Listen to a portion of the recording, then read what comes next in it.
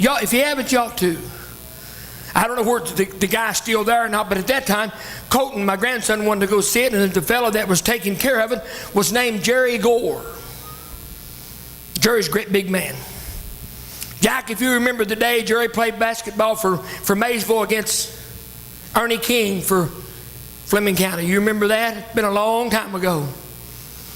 Jerry's real big. But Jerry had done a lot of work about his ancestry, his past, and his forefathers. He traced back to where they was brought from overseas and brought here. And he went back, I don't know how many ancestors back he had. His grandfather was a great, great big man. Jerry's probably 6'6" and weighs 300 pounds. He hadn't missed too many meals. But he said he was a humongous man. And he was purchased by someone who owned a lot of land right on the Fleming County, Mason County line around Johnson Junction. A lot of you know where that is. But he said, Jack, they had one problem with Jerry's grandpa. I don't know how many. He wouldn't break.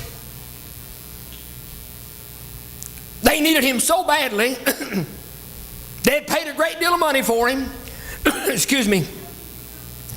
And they said they knew if they could just break his will, that he could do the work of 3 men.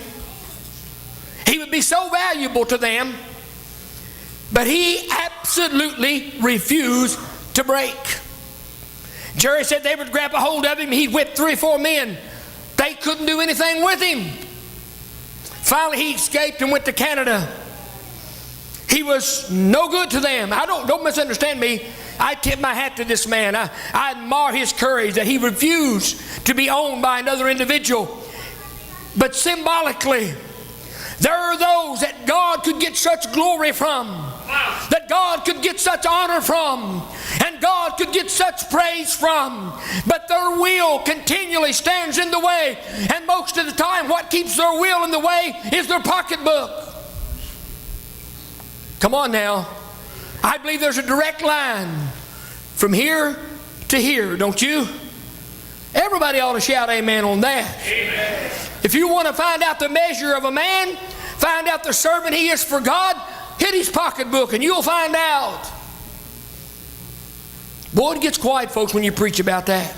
But what kind of servant are we? Amen. Amen. Are we a good servant? Does God possess all of us? Yes. This servant must be, his will must be totally annihilated to the will of his master. And until it's annihilated to the will of his master, he can never earn the trust of his master. He can never earn the friendship and the fellowship with his master. Why? Because there is always rebellion between he and his master. Listen, friend, until your will is gone, until your will is out of the way, until we look into the Garden of Gethsemane and see the model man, the model person, and the model supreme, when Jesus spoke those words, not my will, but thine be done, when he had to have his will crushed to the will of his Father. Amen.